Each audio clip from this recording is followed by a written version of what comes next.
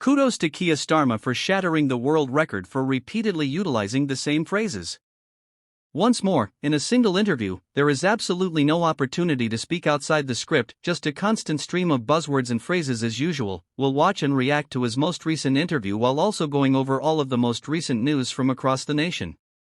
But first, hit the like button, subscribe to the channel, and join our rapidly expanding community so you can watch this mess. You can also play a game at home where you have to count the number of times he doesn't answer a question. This could be a fun drinking game. The Chancellor will set out the budget, but what I was saying when I spoke at Downing Street, and what I've been saying ever since, is that we've inherited a very bad situation here. The economy has collapsed, and we've found a £22 billion black hole. My approach, which is Chan's approach, is to acknowledge that issue, work toward fixing it, and then rebuild the nation with higher taxes that will be outlined in the manifesto.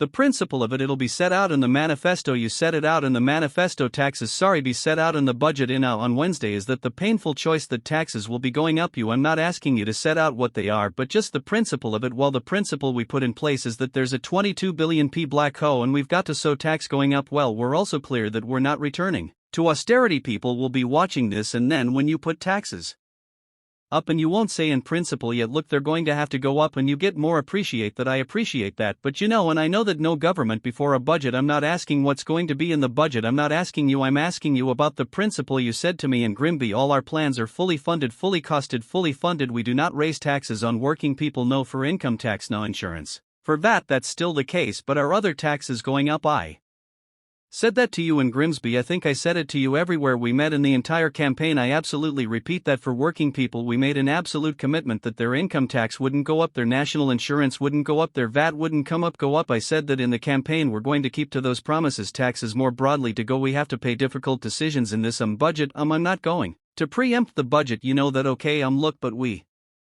what we are going to do, it's really important that we fix the foundations. We've got to clear up this mess once and for all, and then on that we build the better of Britain, and that we will set out, which is measured in people feeling better off, the NHS not just back on its feet but actually for the future, public services working in the way that people are entitled to see from their public services. Prime Minister, do you work in person? Well, I would define a working person as someone who goes out and earns a living, usually in the form of a monthly check, but I think that's obviously very broad, so let me clarify what I mean. Or if you like, when I make decisions as Prime Minister, are the kinds of working people who go out and work hard, and maybe save a little money, but don't have the wherewithal to do this. This is how Britain responded to the interview. True said the worst PM in history just can't answer a question with his Labour buzzwords. Fixing foundation rubbish. He's a professor liar. He's not a builder, he's a professor liar, and worse, he's going to tax us to obsolescence and give it away on crazy net zero NHS union pay rises. Excellent work. PM. This user claimed that attempting to get a direct response from Sash Shifty is like pulling teeth. According to this user, most Labour MPs repeat the same bloody thing. It's shameful that no good journalist suggests to stop them because they are startlingly terrible, have nothing to say, lie, and have no substance at all. Indeed, even the MP for Hard Labour can realize that they talk a lot of nonsense. This man claimed that Starmer is a liar and a despicable liar who used nothing but lies and deceit to get power. He has benefited the nation. But we must find a method to strengthen our democracy so that we can get rid of such scammers. Tell me what you think about this in the comments section of other news. Following Starmer's suggestion that they are not employed, savers and those with assets will be subject to tax increases in the budget for next week. In the interview, Starmer defined a working person as someone who goes out and earns their living, usually paid in the form of a monthly check. He explained that the term is broad, but when the PM is making decisions, he's thinking about those who go out and work hard and save a bit of money but don't have the means to write a check to get out of difficulties. Labour's manifesto ruled out raising rates of income tax, employee national insurance, or VAT, and stated that working people would not pay more tax. Starmer gave a good response when questioned if someone whose income comes from assets would be considered a working person. They wouldn't fit my definition. The next budget is anticipated to include possible adjustments to capital, inheritance and capital gains taxes. Currently, the majority of personal belongings are subject to capital gains tax. Worth at least £6,000, including second houses and the majority of shares not held in an exchange, may face a rise, while the inheritance tax levied on a deceased person's estate is also being closely examined.